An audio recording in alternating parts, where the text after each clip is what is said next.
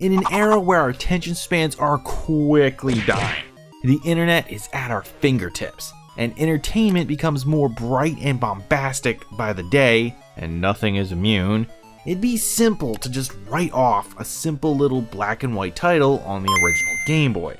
But if you did, then you clearly don't understand how it managed to just crush the competition. But I'll give you a hint. Pikachu?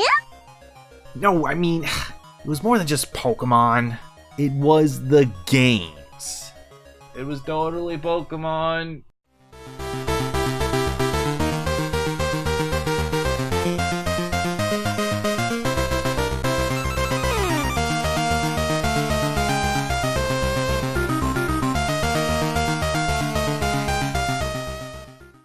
Released in 1990, TMNT Fall of the Footclan is the first of the TMNT Game Boy trilogy, cementing just how BS that title actually is. But it's forgivable because what hides behind it is a surprisingly solid action platformer that is mostly only hindered by time more than anything else. So before we really jump in, let's just bunker ourselves from the nightmares of now. Oh God. Is this what happiness feels like? Right. Let's take a look at this game for what it is. But first, we've got to save April! We save April at least once a day. Yeah! You can set your watch to it. Bet you didn't see that plot twist coming. Alright, so pretty basic and blunt, but for such a short and simple game, setup is fine. Plus, it's told through some surprisingly nice animations and stills. And sure, they're completely remade from the classic cartoon, but it's still pretty cool to see that the classic Game Boy could make such solid pixel art. And look, the turtles are even smiling. Who doesn't love that? And truth be told, this is a pretty good looking game. Though it'd probably be much harder to notice if you were looking at the game through a green and black lens of yesteryears. Thank you, modern tech. Or Super Game Boy, GBA player, DS, whatever. Thanks.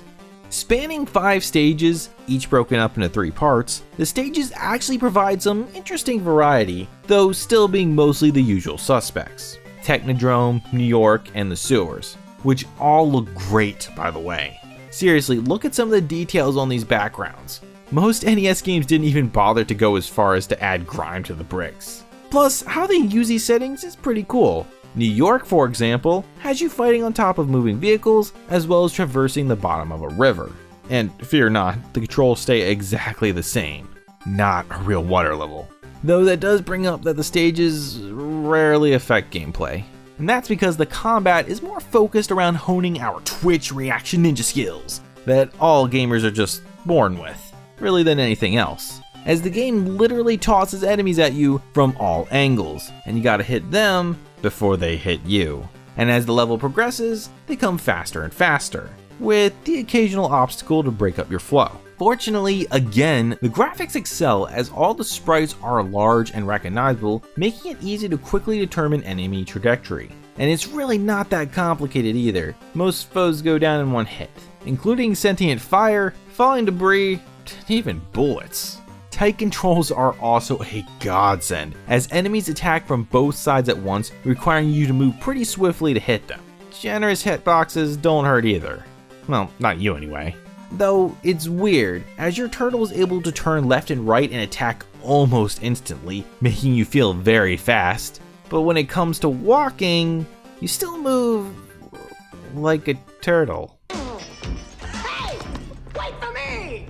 Whoa! God, I love being a turtle! But honestly, that's alright, as it works for the flow of the levels. But everything in this game, especially the bosses, do move much faster than you, making you feel particularly sluggish. Turtle-ish? Which can be a bit of a hindrance at said bosses. Especially when Bebop just runs in and cheap shots you right at the beginning of the battle.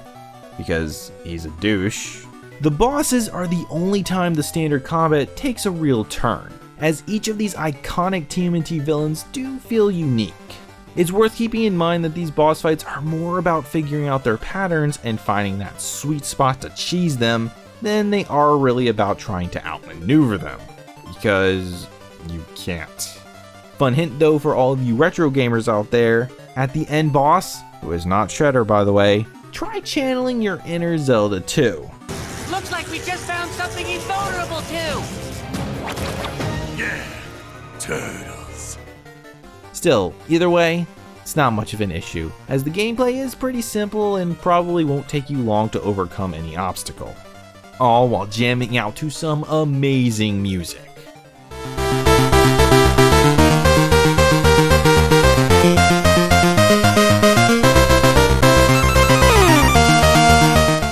I absolutely couldn't do this game justice without talking about the sound. The sound effects are those classic Konami sound effects that really marked the era. And the music. The music was composed by, oh wow, I am totally gonna butcher this. Please don't hate me. The music was composed by Michiru Yamane, who would go on to make tracks for games like Rocket Knight Adventures, the Sparkster games, Contra Hard Corps, Skullgirls, and both Castlevania Bloodlines and Symphony of the Night. If that doesn't say it all, then I really don't know what will. But basically, the soundtrack to Fall of the Footclan absolutely captures the fun feel of the TMNT arcade game while still being its own thing. I really enjoyed it. Sadly though, the entire game overall still has its weaknesses, ones that especially hit pretty hard nowadays. With the main one being that it's pretty bare bones, like the entire game. For the most part, the entire game just has you slowly walking across each stage smacking baddies. The platforming barely affects anything. The only stage you can actually fall just does a bit of damage and really nothing else. And aside from a few hidden mini games that are just there to restore your health, there's really no exploration. Like I said, it's very simple. And the turtles themselves really all play the same too, acting more as a life counter than actual characters. If you fall with one turtle, they're captured. Lose them all, and it's game over.